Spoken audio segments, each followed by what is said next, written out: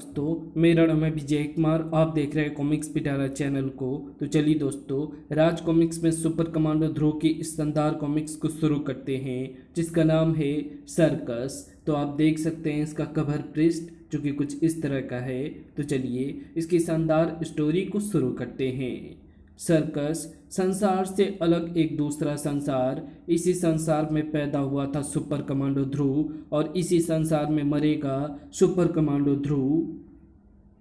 बदलते समय के साथ साथ मनोरंजन के नए नए साधन हमारी ज़िंदगी में आते जा रहे हैं। Video game, comics, cable TV और उन नए नए सुविधाजनक, लुभावने और चमकदार साधनों के सामने फीके पड़ते जा रहे हैं मनोरंजन के परंपरागत साधन जैसे सर्कस।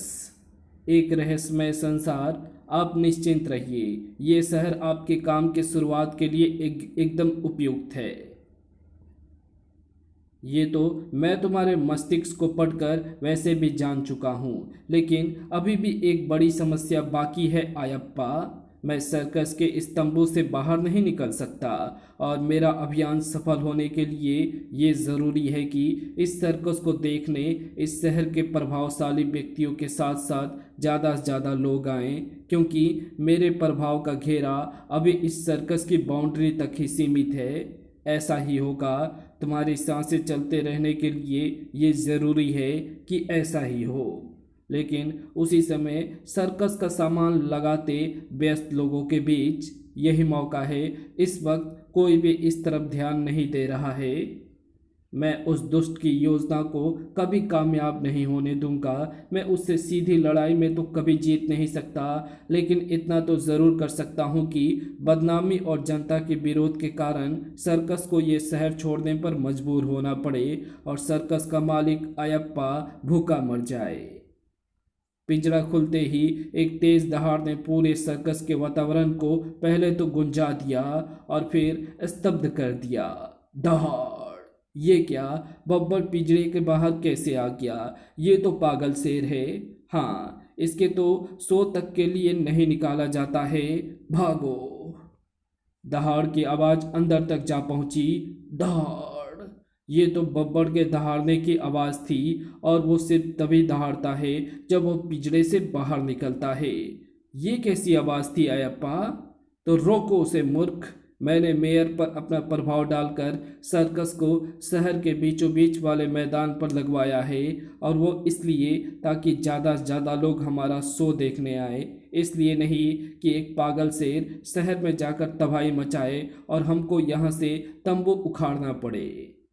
मुझे आभास हो रहा है कि बब्बर सर्कस की बाउंड्री के बाहर निकल चुका है और मेरी शक्तियाँ उस बाउंड्री के बाहर काम नहीं करती।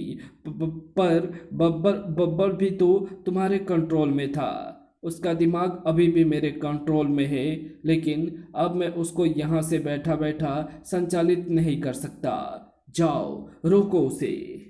लेकिन बब्बर तब तक सर्कस का मैदान पार करके बाहर निकल चुका था। एक पागल शेर राजनगर में खुला घूम रहा था। इसी दौरान देखो ध्रुव, ये है मेरे मेंटल मैग्नीफायर का कमाल। ये एक आम आदमी की मानसिक तरंगों को भी इतना शक्तिशाली कर सकता है कि वो एक पानी भरा गिलास मानसिक तरंगों से उठा सके। और हाँ, इससे किसी के दिमाग को भी वश में किया जा सकता है। किसी के भी। इस बारे में मेरा प्रयोग अभी अधूरा है और उसी के लिए मैंने तुमको बुलाया है। और अगर इसका इस्तेमाल कोई ऐसा व्यक्ति करे जिसके पास पहले से ही मानसिक शक्तियाँ हैं, तो वो मानसिक तरंगों से पूरी बिल्डिंग उठा सकता है, नदी के पानी का रुख मोड़ सकता है और पहाड़ तक में सुरंग बना सकता है। कमाल का आविष्कार है। और ये क्या क्या कर सकता है, मैं ये देखना चाहता हूँ कि किसी दृढ़ इच्छा शक्ति वाले व्यक्ति पर इसका क्या असर होता है। और तुमसे ज़्यादा दृढ़ इच्छा शक्ति वाला व्यक्ति मेरी नज़र में नहीं है। अब मैं तुम्हारे मस्तिष्क को अपने कब्जे में लेने की कोशिश करूँगा और तुम उसका विरोध करना। ठीक है प्रोफेसर वर्मा, मैं तैयार हूँ। आप प्रयोग शुरू कीजिए। प्रोफेसर वर्मा की मानसिक तरंगे मेंटल मैग्नीफायर से होती हुई ध्रुव के मस्तिष्क को भेदने लगी। लेकिन कुछ हुआ ध्रुव? नहीं प्रोफेसर, मुझे तो कुछ महसूस नहीं। एक गुर्राहट ने ध्रुव को बात बीच में ही रोकने पर मजबूर कर दिया। अरे, ये शेर कहाँ से आ गया? ओह, ये जरूर सर्कस से भागा हुआ होगा। ये है शहर के बीच में सर्कस लगाने का परिणाम।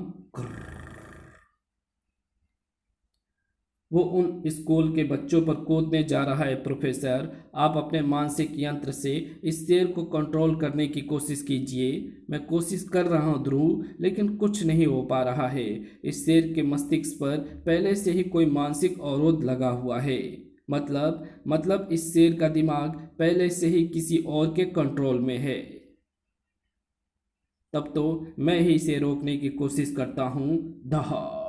इधर शेर ने मासूम बच्चों पर छलांग लगाई और उधर ध्रुव ने खिड़की से शेर की तरफ। दोनों के शरीर हवा में ही एक दूसरे से टकराकर धाड़ दूर जा गिरे।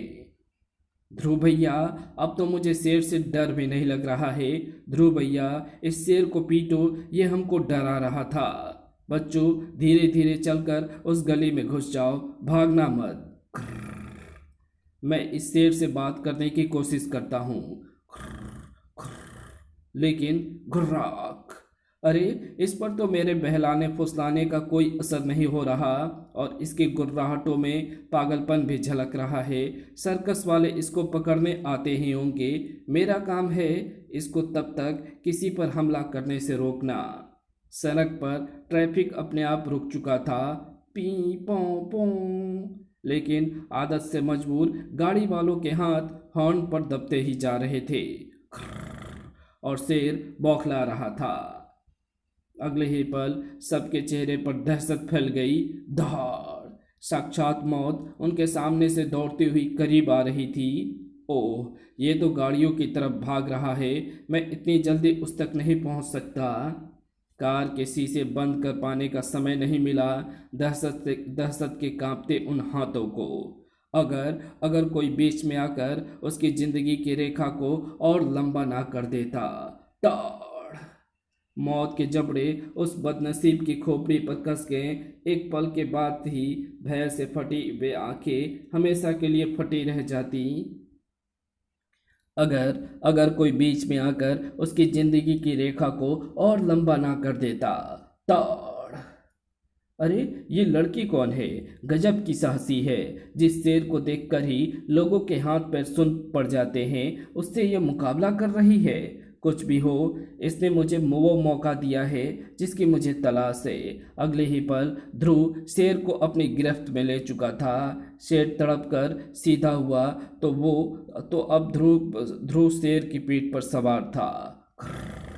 बेल्ट खुलकर उसके हाथ में आ चुकी थी और उस बेल्ट का फंदा शेर की गर्दन पर कस चुका था। सर्कस वाले भी घटनास्थल पर आ चुके थे। चिया! अरे, ये लड़का कौन है? बब्बर की सवारी कर रहा है। उफ! अब हम बब्बर को जाल में पकड़ भी नहीं सकते। जाल डालेंगे तो ये लड़का भी बब्बर के साथ ही कैद हो जाएगा।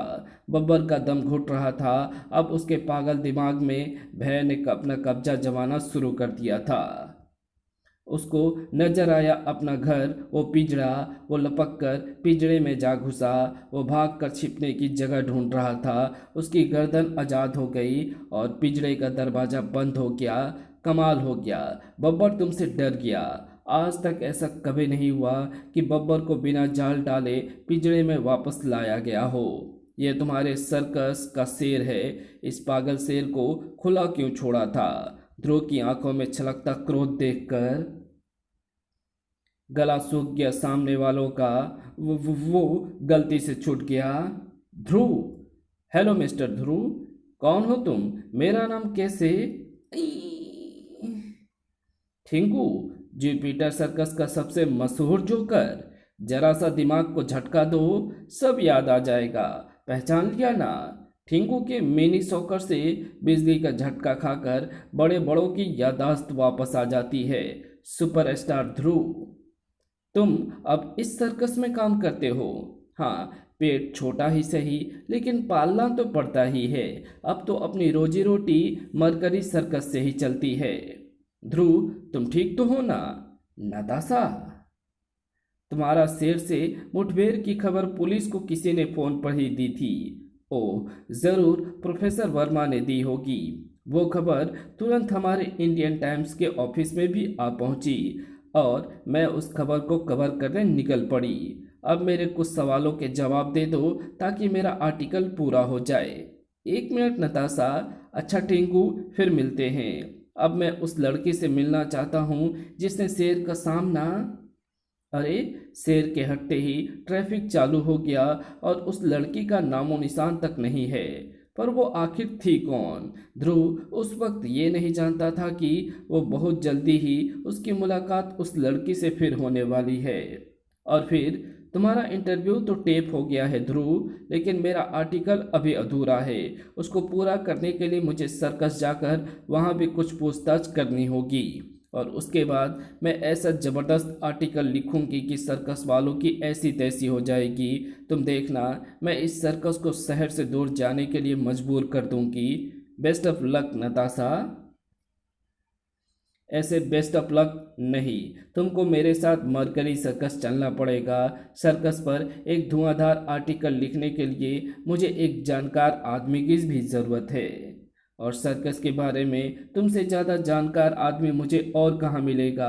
आखिरकार तुम सर्कस में ही पैदा होकर पले बढ़े हो। नताशा की जिद ने ध्रुव को मजबूर कर दिया। एक बात तो बताओ ध्रुव, तुम यहाँ पर शेर से लड़ने के लिए कैसे पहुँच गए? बस संयोग समझ लो नताशा। प्रोफेसर वर्मा ने मुझे किसी को भी उस मानसिक यंत्र के बारे में बताने की सख्त मनाही की है। उधर सर्कस में आपका प्लान फेल हो गया सर। इससे पहले कि बब्बर किसी को नुकसान पहुंचा पाता, ध्रुव वहां पर पहुंच गया। उसने बब्बर को वापस पिंजड़े में बंद कर दिया। प्लान टाए टाए फिस। मेरे पास एक नहीं कई प्लान है टिंकू, और अगर ध्रुव ने मुझे रोकने की कोशिश की तो वो भी गेहूं के साथ घुन की तरह पिस जाएगा। नताशा और ध्रुव मरकरी सर्कस पहुंच चुके थे। ओह, आप जर्नलिस्ट हैं? आहा, मैं सर्कस का मालिक आयप्पा हूँ। आप मेरे साथ मेरे ट्रॉलर केबिन में आइए। मैं आपको आपके हर सवाल का माकूल जवाब दूंगा। तुम 2 मिनट इंतजार करना ध्रुव, मैं अभी आई। शायद ये सर्कस का मालिक तुम्हारे सामने मुझसे खुलकर बात ना कर सके। और इसी वक्त देखो टिंकू, मैदान साफ है ना? फिलहाल तो अपना मैदान सफा चट समझिए सर। अभी रुक जाइए, सुपर कमांडो ध्रुव यहाँ पर आया हुआ है। तुम देखो कि इलेक्ट्रिक केबिन तक जाने का रास्ता साफ है या नहीं। साफ ही समझिए। वैसे भी इस सर्कस में कोई किसी पर ध्यान नहीं देता। आप मेरे साथ आइए। ये तो और अच्छा है टिंकू, अगर उसकी आंखों के सामने ही एक भयानक एक्सीडेंट हो जाए तो वो भी इस सर्कस के खिलाफ हो जाएगा। हाँ मिस। नताशा, तो मैं आपको बता रहा था कि ऐसी दुर्घटनाएं तो सर्कस में रोजमर्रा के हादसे हैं। इससे ये अंदाज़ा लगाना गलत है कि हमारी सुरक्षा व्यवस्था कमज़ोर है। अगर एक पागल शेर को सर्कस से भागकर शहर में जनता पर हमला करना रोजमर्रा का हादसा है तो बेहतर यही होगा कि सर्कस को आबादी से दूर किसी स्थान पर लगाया जाए। अगले ही पल नताशा को अपने दिमाग में गर्म चाकू से धंसते हुए महसूस हुए। उसका अंग अंग कांप उठा। इसी दौरान यही मौका है। इलेक्ट्रिक रूम में इस वक्त कोई नहीं है। अब मैं ट्रांसफार्मर पर लोड बढ़ाता हूँ, इसके बाद तू तमाशा देखना टिंकू। हाथों की पूरी ताकत ने कनेक्टर को खींच दिया। खट, और ओवरलोड होते ही ट्रांसफार्मर एक धमाके के साथ फट पड़ा। फटाक। ओह, शायद सर्कस में कहीं शॉर्ट सर्किट होने से ट्रांसफार्मर फट गया है और उससे उस मकान में आग लग गई है। अरे बचाओ रे, आग लग गई। ओह, लगता है नीचे से छत तक जाने वाला सीढ़ियों का पूरा हिस्सा आग में घिर गया है। वो लड़का ना ऊपर जा सकता है और ना नीचे जा सकता है। इस इमारत में अंदर पहुंचने का और कोई रास्ता नजर नहीं आ रहा है। ख्यालों में डूबे ध्रुव को टनटनाहट की एक आवाज ने जगा दिया। फायर ब्रिगेड की गाड़ी घटनास्थल पर आ गई थी। जल्दी करिए, सीढ़ी लगाइए, मैं ऊपर जाकर उस बच्चे को बचाने की कोशिश करता हूँ। तब तक आप आग बुझाने का इंतजाम कीजिए। ये सीढ़ी वाली गाड़ी नहीं है ध्रुव, हम लोगों को जल्दी में जो गाड़ी मिली वही लेकर चले आए। उफ, अब क्या होगा? घबराओ मत, हम लोग आग बुझाने का प्रयास कर रहे हैं। तब तक तो आग उस बच्चे तक पहुंच जाएगी और वो डर के मारे नीचे तक नहीं कूद रहा है।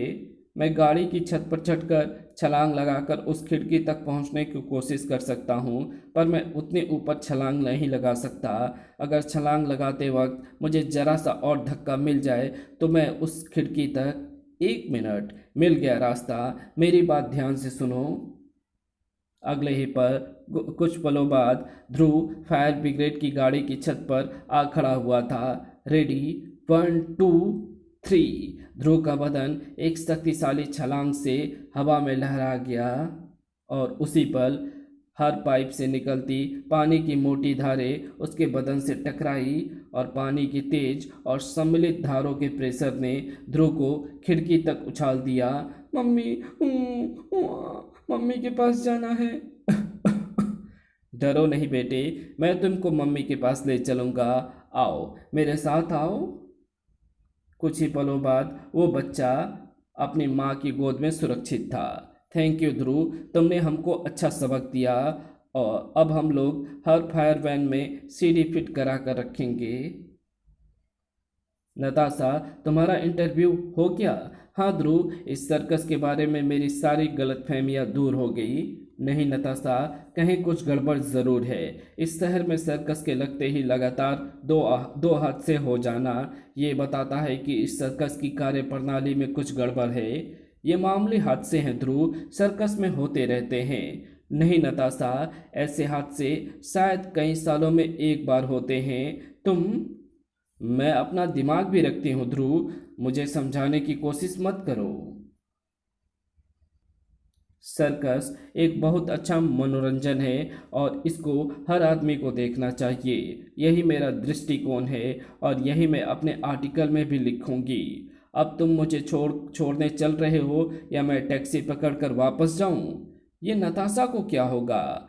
ये नताशा को क्या हो गया? इंटरव्यू लेने के बाद ये तो बदल ही गई। खैर जाने दो, चलो चलता हूँ। और फिर ये चक्कर समझ में नहीं आ। ओ, आपको क्या हुआ मिस्टर ध्रुव? पिटाई खाकर आए हो? सुबह सुबह शेर को सवा शेर मिल गया क्या?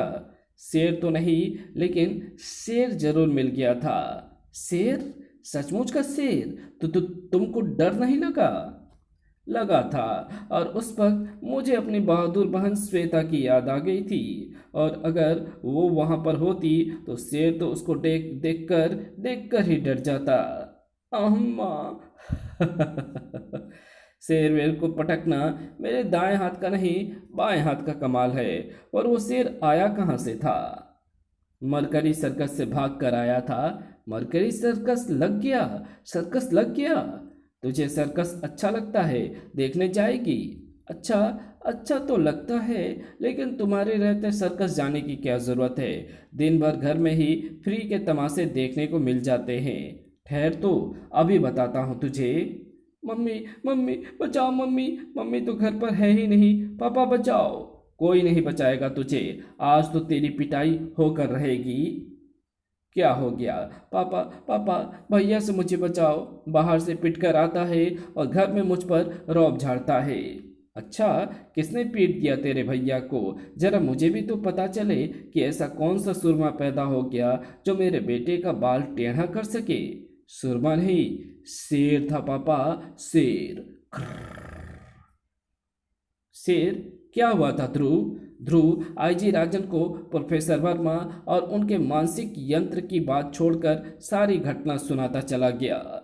लेकिन तुम तो शेरों से बात कर सकते हो। वो शेर मेरी बात नहीं समझ रहा था। मुझे आभास हुआ कि उसका दिमाग किसी के कब्जे में था। आश्चर्य है, और वो सर्कस का ट्रांसफार्मर कैसे उड़ गया वो मुझे पता नहीं। ओह, यानी सर्कस की सुरक्षा व्यवस्था में कुछ कमियां हैं। मुझे एक बात और समझ में नहीं आई, और वो ये कि मेयर साहब ने इस मैदान पर सर्कस लगाने की अनुमति क्यों दी? ये मैदान तो लोगों के घूमने खेलने के लिए है। मैंने मैंने मेयर साहब से इस बारे में बात की थी, पर मुझे कोई संतोषजनक जवाब नहीं मिला। खैर, अभी मैं खुद सर्कस जाता हूँ और वहाँ पर जाकर उनकी सुरक्षा व्यवस्था को अच्छी तरह चेक करूँगा। दोनों में से किसी का भी ध्यान श्वेता पर नहीं था। एक पागल शेर किसी दूसरे के मानसिक कंट्रोल में, ऐसा कभी सुना तो नहीं। लगता है चंडिका को बीच मैदान में कूदना ही पड़ेगा। कमांडो फोर्स का हेडक्वार्टर। टर्र। हेलो करीम। Hello captain. क्या बात है, जनरेटर क्यों चल रहा है? बिजली नहीं आ रही है क्या? यहाँ ही नहीं, बिजली आसपास के किसी भी एरिया में नहीं आ रही है। ऐसा क्यों? मरकरी सर्कस का जिस लाइन से बिजली सप्लाई की जाती है उसमें कुछ खराबी हो गई है। हाँ, उस लाइन पर एक ट्रांसफार्मर उड़ गया है। ठीक पता है तुमको, उससे पावर लाइनों में कहीं कहीं शॉर्ट सर्किट हो गया है। अब सर्कस को हमारी लाइन की बिजली सप्लाई की जा रही है। कमाल है, कई ज़रूरी कामों को छोड़कर सर्कस को बिजली दी जा रही है और इस तरफ के निवासी अंधेरे में बैठे हुए हैं। हाँ, लगता है सर्कस वालों का राजनगर इलेक्ट्रिक सप्लाई एसोसिएशन पर काफ़ी प्रभाव है, वरना ऐसा नहीं होता। मामला कुछ समझ में नहीं आ रहा। पहले इस पार्क में सर्कस लगाने की इजाज़त मिलना, फिर शहर की बिजली काटकर सर्कस को बिजली देना। अब आगे क्या होगा? मैं भी चाहता हूँ कि सर्कस को सुविधाएं दी जाए, लेकिन ये तो ज़रूरत से ज़्यादा हो रहा है। कहीं पर कुछ गड़बड़ है। मुझे मरकरी सर्कस की छानबीन करनी ही पड़ेगी। उसी शाम राजनगर में सर्कस का पहला शो शुरू हुआ और साथ ही साथ शुरू हुआ एक नया हंगामा। हेलो हेलो करीम, मैं पीटर। पीटर को क्या हुआ? ये कर रहा क्यों रहा है? ये पूर्वी राजनगर की गश्त पर गया था। रेनू भी इसके साथ थी। कुछ गड़बड़ हो गई है। पीटर, मैं कैप्टन। क्या हुआ? तुम कहाँ से बोल रहे हो? मैं लोधी चौक पर हूँ। गुंडों ने हमें घेर लिया है। रेनू अभी उनको रोके हुए है, लेकिन वो भी ज़्यादा देर तक इनको रोक नहीं। आज तेरी कहानी खत्म होकर रहेगी। पहले हम कमांडो फोर्स को खत्म करेंगे और फिर तेरे कैप्टन सुपर कमांडो ध्रुव को। कमांडो फोर्स को तुम जैसे नाली के कीड़े कभी चाट नहीं सकते। तड़ाक। अब मैं पहले तेरी खोपड़ी को फाड़ूंगा छोकरी, और फिर तेरे दोस्त की खोपड़ी उड़ाऊंगा। लगा खोपड़ी का निशाना उस्ताद। ट्रिगर पर उंगली दबने को बेताब हुई और बेताब ही रह गई। घटनास्थल पर आ चुका था सुपर कमांडो ध्रुव। कैप्टन। अपने कैप्टन की उपस्थिति ने कमांडो रेनू की रगों में दौड़ते खून को एक बार फिर खौला दिया। ताड़ ताड़। और फिर लड़ाई खत्म होने में तड़ाक। ज्यादा देर नहीं लगी। धाड़। ओह, पीटर को गोली लग गई है। यहाँ पर क्या हो रहा था रेनू? मैं और पीटर कमांडो वैन में इस इलाके में गश्त लगा रहे थे, तभी हमने इन गुंडों को खुलेआम हथियार लेकर घूमते देखा। आश्चर्य की बात तो ये थी कि आमतौर से गश्ती पुलिस से भरे हुए इस इलाके में एक भी पुलिस वाला नजर नहीं आ रहा था, और ये बात शायद इन गुंडों को भी पता थी, क्योंकि इनके हौसले काफ़ी बुलंद थे। हमारे ललकारते ही इन लोगों ने हम पर गोलियां चलानी शुरू कर दी थी। पीटर ने आगे बढ़कर इनका सामना किया। दो गुंडों को गिरा भी दिया, पर एक गोली उसकी बाह में आ लगी। तब मैंने गुंडों का सामना किया और पीटर ने कमांडो हेडक्वार्टर से संपर्क किया। आगे की कहानी तो तुम जानते ही हो। कमाल है, इस इलाके के सारे पुलिस वाले कहाँ चले गए? चलो, गुंडों और पीटर को वैन में ला दो। पहले गुंडों को पुलिस स्टेशन छोड़ेंगे और फिर पीटर का इलाज कराएंगे। कमांडो हेडक्वार्टर पहुंचने पर ध्रुव को एक और झटका देने वाली खबर मिली। हाँ ध्रुव। क्या? हाँ ध्रुव, हमारे ट्रांसमीटर पर कई लूटपाट की रिपोर्ट आ चुकी है। इस पूरी इलाके में एक भी पुलिस वाला नहीं है। तो आखिर ये सब पुलिस वाले गए कहाँ? जवाब आईजी राजन के पास था। वे जवान सर्कस के सुरक्षा व्यवस्था के लिए तैनात कर दिए गए हैं। सर्कस को सुरक्षा की ज़्यादा ज़रूरत है। कमाल है, ये ऑर्डर किसने दिया पापा? मैंने। आपने आपने ऐसा आदेश क्यों दिया? पुलिस ना होने से जनता की सुरक्षा खतरे में पड़ गई है। उनको पुलिस की ज़्यादा ज़रूरत है। मुझसे बहस मत करो ध्रुव। मैं जहाँ पर चाहूँगा पुलिस वहीं पर तैनात होगी। अब जाओ, जाकर अपना काम करो। पापा को क्या हो गया श्वेता? ये तो कभी ऐसे नहीं बोलते थे।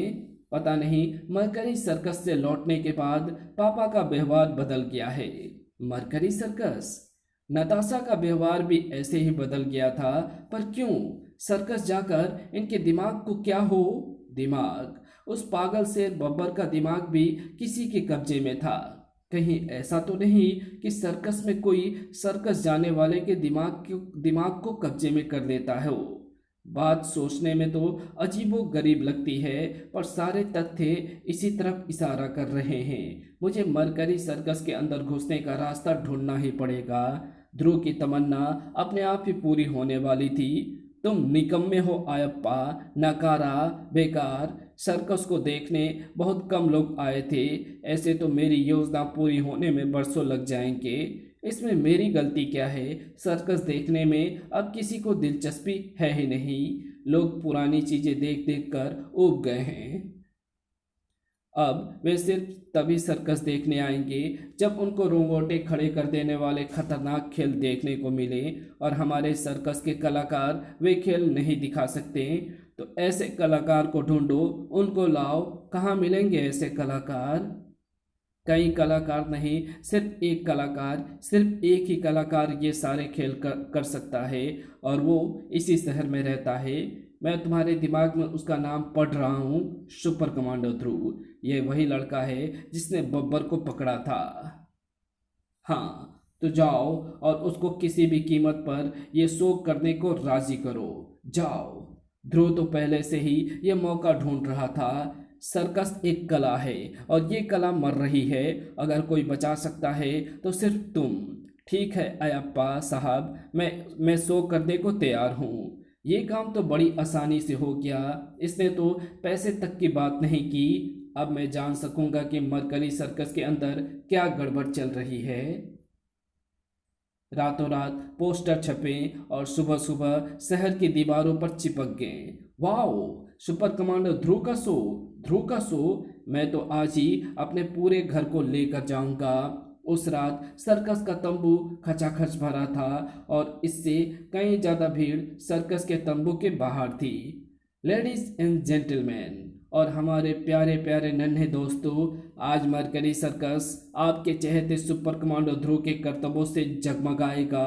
लेकिन सुपर कमांडो ध्रुव के कारनामों से पहले हम पेश करते हैं इस दुनिया का एक और अजूबा, सुपर मेंटलिस्ट यानी आश्चर्यजनक मानसिक शक्तियों के धारक यूरी सेलर को। आप लोगों में से जो भी चाहे यूरी की मानसिक शक्तियों का इम्तिहान ले सकता है। यूरी सेलर के मानसिक करतबों के दौरान सबकी आंखें फटी रही और सबके मुंह खुले के खुले रहे। और अब समय था एक सुपरस्टार को पेश करने का। लेडीज जेंटलमैन और स्वीट स्वीट कुची कुची नन्हे दोस्तों, अब आपके सामने आ रहे हैं आपके चहेते आज आज शाम के सुपर कलाकार सुपर कमांडो ध्रुव। तालियों की गड़गड़ाहट और दर्शकों के शोर से सर्कस का पूरा पंडाल हिलने लगा। लेकिन ध्रुव का दिमाग कहीं और था। वो यूरी सेलर सर्कस का मेंटलिस्ट, उसके पास वे सारी शक्तियां हैं जो इशारा करती है कि वो अपराधी हो सकता है। मुझे उसकी छानबीन करनी पड़ेगी। अपनी इस डैशिंग एंट्री के बाद सुपर कमांडो ध्रुव अब आपको दिखाएंगे झूले पर मौत को चुनौती देने वाली कलाबाजियाँ। फर्क सिर्फ इतना है कि झूले की जगह होंगे सिर्फ 2 रिंग, और नीचे जाले की जगह होगी सिर्फ हवा और फर्श। मैं तो ये करतब दिखा लूँगा, पर इस खेल में एक पार्टनर की भी ज़रूरत होती है। मेरे साथ ये खतरनाक खेल और कौन दिखाएगा? ये मैडम रीचा। हेलो ध्रुव। अरे तुम तो वही हो जिसने पागल शेर का सामना किया था। हाँ ध्रुव, उस वक्त मैं सर्कस में नौकरी ढूंढने के लिए जा रही थी। मेरे पास वक्त नहीं था, वरना मैं रुक कर तुम्हारी मदद ज़रूर करती। शो शुरू हुआ और दर्शकों के साथ साथ ध्रुव भी आश्चर्यचकित हो गया। कमाल है, ये लड़की तो जबरदस्त कलाबाज है। अंदर जनता ध्रुव और रीचा के दिल दहलाने वाले करतबों को सांस रोक कर देख रही थी। और सर्कस के तंबू के ऊपर जब तक ये ध्रुव सो देता रहेगा तब तक भीड़ सर्कस को देखने आती रहेगी, इसलिए ध्रुव को मेरे रास्ते से हटना ही होगा। हाथों के एक झटके ने रिंग को थामने वाले बंधन खोल दिए और अंदर टक ध्रुव ध्रुव का शरीर हवा को चीरता हुआ पथरीली जमीन की तरफ बढ़ने लगा। अगले ही पल रीचा का भी बदन हवा में घूमता हुआ स्टैंड पर जा टिका और स्टैंड से लटकी रस्सी की सीढ़ी ध्रुव की तरफ झूल गई। ध्रुव ने मौत को 1 फुट से मात दे दी थी। साई उफ, रीचा ने बाल बाल बचा लिया। दर्शकों ने इसको खेल का ही एक अंग समझा। कमाल का करतब दिखाया ध्रुव ने। मेरी तो सांस ही रुक गई थी। ऐसे खेल देखने को मिले तो मैं बार बार सर्कस देखने आऊं। और शो खत्म होने के बाद अब तो आपको तसल्ली हो गई ना, सर्कस के अगले कई शो के लिए टिकट बुक हो चुके हैं। देखने आने वालों के दिमाग तो आपने कब्जे में ले ही लिए होंगे। हाँ, लेकिन ध्रुव का दिमाग मैं अपने कब्जे में नहीं ले सका और ध्रुव का कोई भरोसा नहीं कि वो कब कहाँ पर क्या गड़बड़ कर देगा। लेकिन अब मुझे ध्रुव की ज़रूरत नहीं है। ध्रुव के दिमाग को पढ़कर मुझे एक ऐसी चीज़ का पता चला है जिसको इस्तेमाल करके मैं अपनी मानसिक शक्तियों को हजारों गुना बढ़ा सकता हूँ। वैसे है इसी शहर के एक प्रोफेसर द्वारा इजाद किया गया एक मेंटल एम्पलीफायर, और उसको लाने के लिए मैं सर्कस के स्ट्रॉन्गमैन एटलस और निशानेबाज लुई को पहले ही भेज चुका हूँ।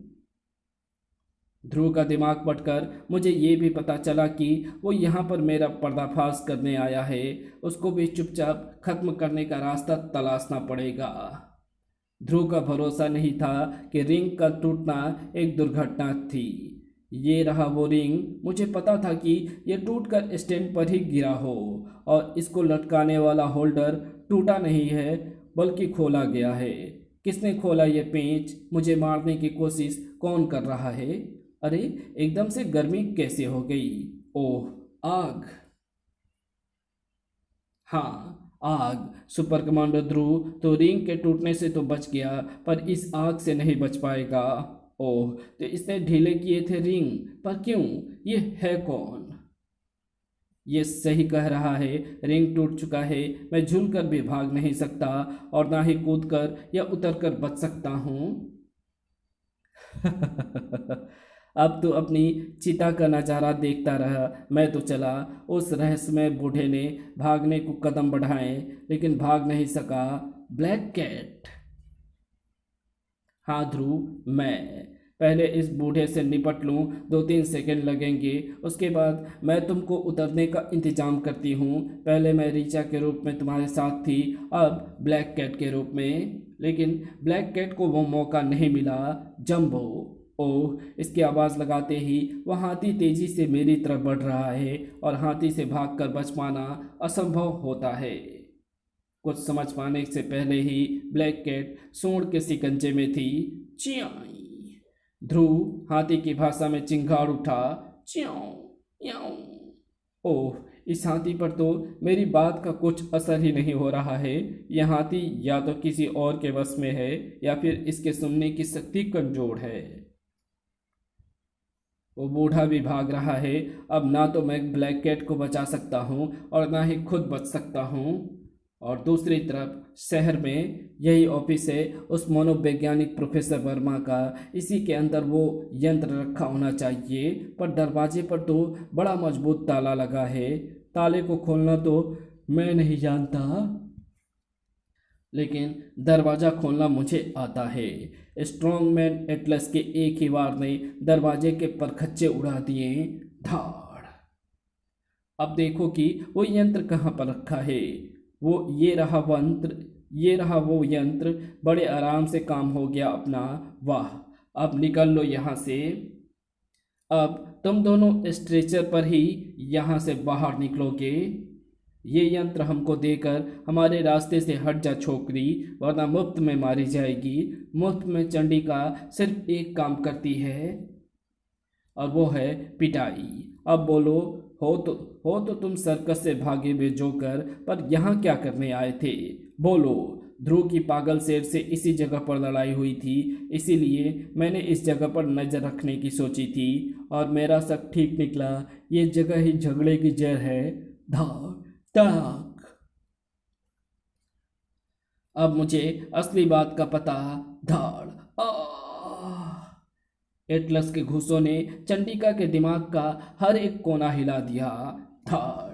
अब मैं तेरी खोपड़ी का निशाना लगाऊंगा, दोनों आंखों के बीचों बीच। असहाय चंडिका के माथे की तरफ रिवॉल्वर तन चुकी थी और ट्रिगर धीरे धीरे दब रहा था। उधर मरकरी सर्कस के अंदर एक रास्ता समझ में आता है। अगर वो काम कर गया तो हम दोनों ही मौत के मुंह से निकल आएंगे। ब्लैक कैट, मैं जो कुछ भी बोलूं उसको वैसे का वैसा दोहरा देना। च्यों च्यों याऊं। हाथी ध्रुव का आदेश समझ गया। हाथी की सूंड खुल गई और ब्लैक कैट आजाद हो गई। तो मेरा सोचना सही निकला। इस हाथी के कान कमजोर हैं, मेरी आवाज उस तक नहीं पहुंच पा रही है। अगले ही पल ध्रुव के मुंह से फिर एक चिंगाड़ निकली और ब्लैक कैट ने वैसे का वैसा दोहरा दिया। च्यों। पलक झपकते ही हाथी हाथी की मजबूत सूंड हवा में तन गई, और साथ ही साथ ध्रुव का बदन भी 25 फुट की ऊंचाई से कूदकर हवा में तैर गया। और कुछ सेकंड बाद साए ध्रुव सुरक्षित जमीन पर था। वो बूढ़ा कौन था ध्रुव? तुमको मारना क्यों चाहता था? ये मुझे नहीं पता, पर मैं ये अंदाजा लगा सकता हूँ कि इस घटना के पीछे किस आदमी का हाथ है। लेकिन तुम यहाँ पर कैसे आ गई, और वो भी एन वक्त पर? लेकिन तुम यहाँ पर कैसे आ गई और वो भी एन वक्त पर? ये जान लोगे तो सारा सस्पेंस खत्म हो जाएगा। ब्लैक कैट के राज ब्लैक कैट के पास ही रहने दो ध्रुव। अचानक ध्रुव आग अपने आप बुझ रही है, पर कैसे? मेरे ख्याल से ये मानसिक शक्ति का कमाल है। आओ मेरे साथ। उसी वक्त उस रहस्यमय ट्रॉलर केबिन में उस स्टैंड में आग किसने लगाई ये तो मुझे पता नहीं चला, क्योंकि आग का आभास मुझे थोड़ी देर बाद हुआ। वो आग मैंने बुझा दी है, पर अब ध्रुव कहाँ जा रहा है ये मुझे पता है। ये शख्स ध्रुव खतरनाक होता जा रहा है, इसकी मौत का इंतजाम करना होगा। अब इसको मौत वहीं पर मिलेगी जहां पर वो जा रहा है। ध्रुव जिससे टकराने जा रहा है उसको मैं ऐसी शक्तियां दे दूंगा जो ध्रुव की मौत का कारण बनेगी। और मनोवैज्ञानिक प्रोफेसर वर्मा के ऑफिस में उंगली का एक हल्का सा झटका और दम बाहर, और वो दम तुम्हारा होगा। ये बेहोश होने की एक्टिंग कर रही थी। ताड़। हाँ, इस गुरीले के घोंसे ने मुझे गुदगुदी लगा दी थी। वो हंसी को रोकने में मुझे थोड़ा समय लग गया। धाड़। मेरी पिस्तौल। गुरीला, मुझे गुरीला कहते हैं? मैं तुम्हें दोनों हाथों से चीर डालूंगा। मैं कोई कपड़े का थान नहीं हूँ भाई साहब कि दोनों हाथों से चिर जाऊं। कड़क या। देखा, तुम चिल्लाते भी गुरीले जैसे हो। तू एक बार चुपचाप खड़ी होकर मेरा घूंसा खा ले, फिर तुझे अपने आप पता चल जाएगा कि मैं कौन हूँ। कर। अपना घूंसा। आपका घूंसा बहुत बड़ा है, खाया नहीं जाएगा। वैसे भी मेरा पेट भरा हुआ है। याऊं। एटलस, मैंने यंत्र को उठा लिया है। अब खामाखा लड़ते रहने का कोई फायदा नहीं है। भाग ले यहाँ से अभी लो, पर पहले इसको अपना पीछा करने से रोक तो तू। धड़ाक। चंडिका को बचने में जो कुछ मिनटों का समय लगा, उसी में लुई और एटलस वहां से बच निकलने में कामयाब हो गए। वो मानसिक यंत्र कहाँ है? उसे मैंने डिक्की में रखे बोरे में डाल दिया है। उसने उसे चुपचाप छिपा कर लाने को कहा था। और मरकरी सर्कस में सुपर कमांडो ध्रुव, तुम यहाँ पर कैसे, और वो भी रात के इस वक्त? तुमसे पूछने आया हूँ कि सर्कस में क्या चक्कर चला रखा है तुमने?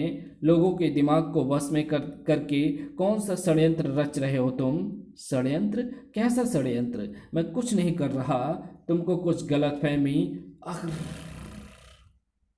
वहां से कुछ ही दूरी पर वो ट्रॉलर केबिन ठहाके से गूंज रहा था। मैंने यूरी का दिमाग अपने वश में करके उसको वे अद्भुत मानसिक शक्तियां दे दी है जो ध्रुव की मौत का कारण बनेगी। और दूसरी तरफ, अरे यूरी, ये तुमको क्या हो रहा है? यूरी, हाँ हाँ, मेरा नाम यूरी सेलर है। मेरी चिंता छोड़कर अपनी चिंता कर लड़के, देख कि तुझे क्या होने वाला है। यूरी सेलर की अद्भुत मानसिक शक्तियाँ एक दूसरे रहस्यमय स्रोत से और शक्तियाँ मिलने के कारण विनाशकारी हो गई थी, और उन रहस्यमय शक्तियों के सामने पड़ने वाले का एक ही हाल होना था, तिनके की तरह उड़ जाना। मानसिक धमाकों का ज़्यादा असर ध्रुव पर हुआ क्योंकि वो वार उनको ही निशाना बनाकर लगाया गया था। ध्रुव, उठो ध्रुव, अपने आप को संभालो। सिर घूम रहा है। ओ ध्रुव पर दूसरा वार करने जा रहा है। ध्रुव को खींचकर हटाने का वक्त नहीं है। अब ध्रुव को बचाने का एक ही रास्ता है, सिर्फ एक ही रास्ता। अगले ही पल ब्लैक कैट का बदन उछलकर मानसिक वार और ध्रुव के बीच में आ गया।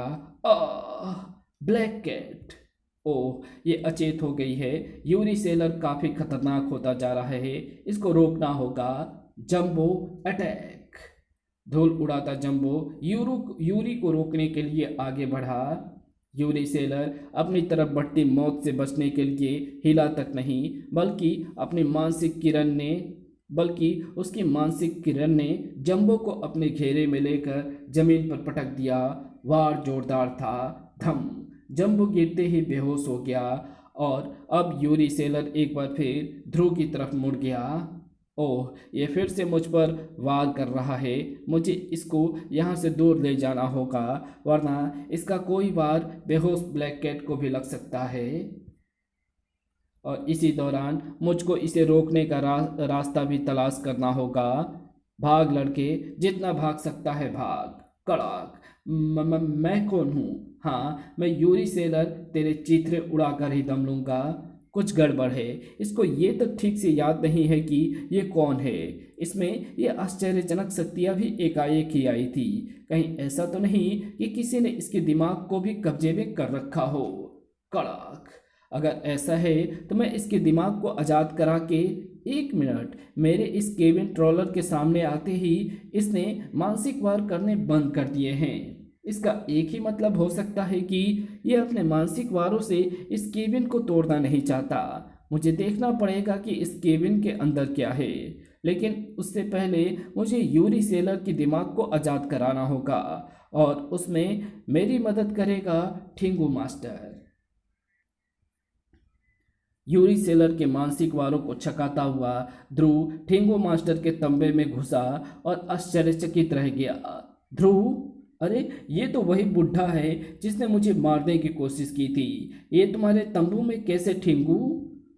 ये तो खैर, ये मैं बाद में पूछूंगा, अभी वक्त नहीं है। फिलहाल तो मुझको तुमसे एक ज़रूरी चीज़ चाहिए।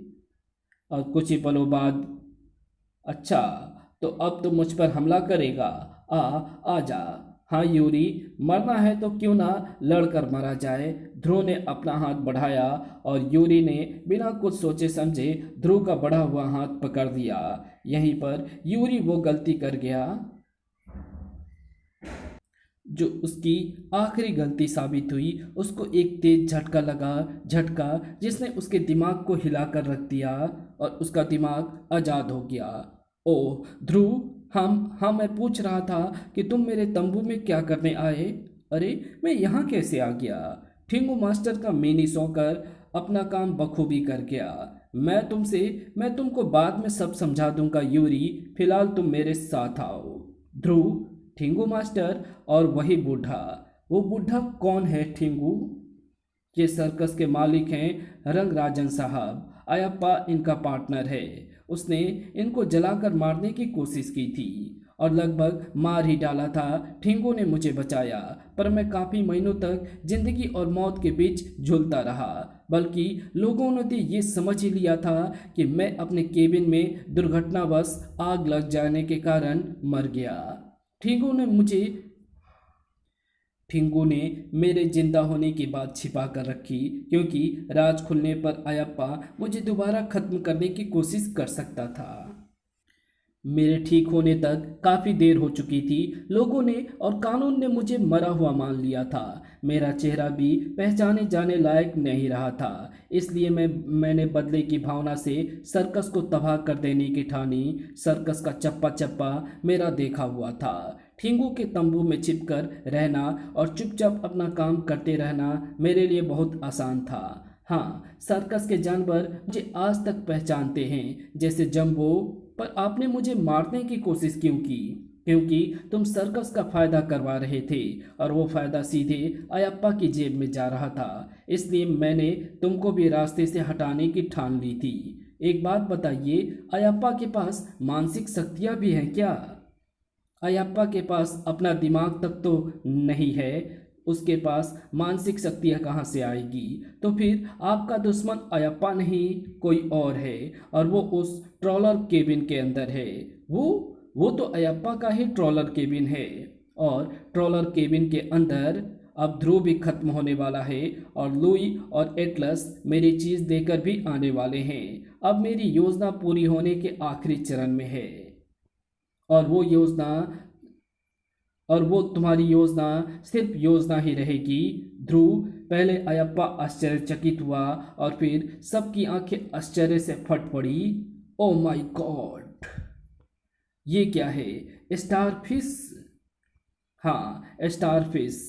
रंगाराजन, वही जिसको तुम्हारे एक दोस्त ने ग्रीनलैंड के पास एक हिमखंड के अंदर लगभग मृत रूप में पाया था और तुमको उपहार के रूप में ला कर दिया था। तब मैं छोटा सा था आकार में। तुम्हारा दोस्त ये नहीं जानता था कि हम स्टारफिशों में एक अद्भुत शक्ति होती है, मानसिक तरंगों की शक्ति। तुमने मुझे बचाया, पाला पोसा, और उसी दौरान मैं तुमसे और सर्कस में आने वाले अनगिनत लोगों के दिमागे पढ़ पढ़ कर ज्ञान बटोरता रहा। मेरी मानसिक शक्तियाँ बढ़ती रही और मेरा ज्ञान भी बढ़ता रहा।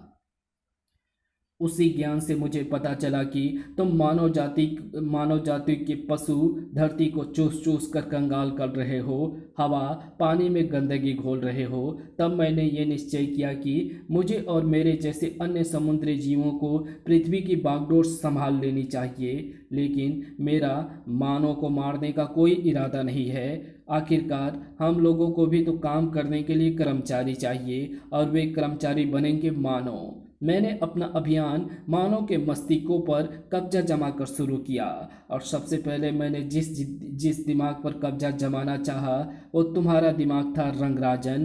पर तुम्हारी इच्छा शक्ति ने मुझे असफल कर दिया।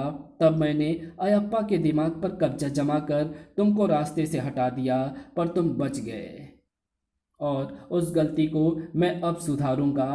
बचो रंगराजन। हमने अगर पृथ्वी को अनजाने में गंदा किया है स्टारफिश, तो हम उसको साफ करने का प्रयास भी कर रहे हैं। लेकिन तुम्हारा पृथ्वी से मानव को ही साफ कर देने का प्रयास मैं कभी सफल नहीं होने दूंगा।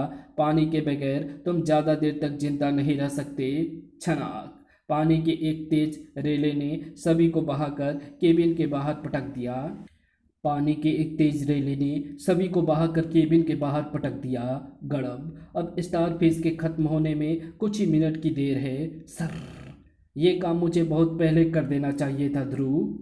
लेकिन ध्रुव और रंगराजन की ये खुशी सिर्फ एक पल के लिए ही कायम रह पाई, क्योंकि अगले ही पल बुम, एक मेंटल ब्लास्ट ने पूरे टॉलर केबिन के परखच्चे उड़ा कर रख दिए। और मैं स्टारफिश हूँ मूर्ख हूँ, और मेरा ज्ञान इतना असीमित है कि मैंने हवा में सांस लेने की कला भी सीख ली है, और मेरी सांसें चलने के लिए तुम लोगों की सांसों का बंद होना ज़रूरी है। अभी लुई और एटलस वो मानसिक यंत्र लेकर आते ही होंगे जिसको पाने के बाद पूरी दुनिया की ताकतें मिलकर भी मुझे रोक नहीं पाएगी। अब शुरू होता है स्टारफिश का विजय अभियान। इसी वक्त सर्कस के मुख्य द्वार पर हैं, कहाँ गया वो मानसिक यंत्र वाला बोरा?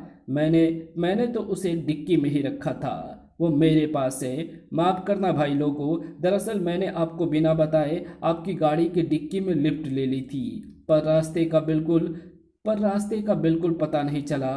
चंडिका, ये जो आप मानसिक यंत्र उठा कर लाए थे, इसके अंदर इसकी बुकलेट भी रखी हुई है, उसमें इसको इस्तेमाल करने का तरीका भी लिखा हुआ है। वही पढ़ते पढ़ते रास्ता कट गया। जानते हो ये कैसे चलता है? देखो ऐसे, ताड़ धाड़। अब जरा सर्कस के अंदर चलकर ध्रुव भैया के हालचाल पता किए जाएं। ध्रुव स्टारफिश के वारों से बचता फिर रहा था। यूरी, तुम्हारे पास भी तो मानसिक शक्तियां हैं, तुम स्टारफिश को रोकने के लिए कुछ करो। स्टारफिश के सामने मेरी शक्तियां बचकानी है ध्रुव। मुझे बचाओ, ये तो मेरी हड्डियां तोड़ रहा है। उफ, क्या हम रंगराजन को बचाने के लिए कुछ नहीं कर सकते? ध्रुव, क्या हो रहा है यहाँ पर? चंडिका, तुम यहाँ पर कैसे? और तुम्हारे पास यह मानसिक यंत्र? कमाल का संयोग है, अभी हमको इसी की सख्त आवश्यकता थी। लाओ इसे मुझको दो। ध्रुव ने यूरी सेलर को संक्षेप में मानसिक यंत्र की कार्यशैली समझा दी। इसको पहनकर स्टारफिश पर वार करो। अब रंगराजन और हम लोगों को सिर्फ तुम ही बचा सकते हो यूरी, क्योंकि तुम्हारे पास पहले से ही मानसिक शक्तियाँ मौजूद है। मैं कोशिश करता हूँ ध्रुव। यूरी का पहला मानसिक वार सचमुच घातक निकला। स्टारफिश तड़प कर रंगराजन को छोड़ने के लिए मजबूर हो गई। चियाओ, और उसने अपना पूरा ध्यान यूरी सेलर की तरफ लगा दिया।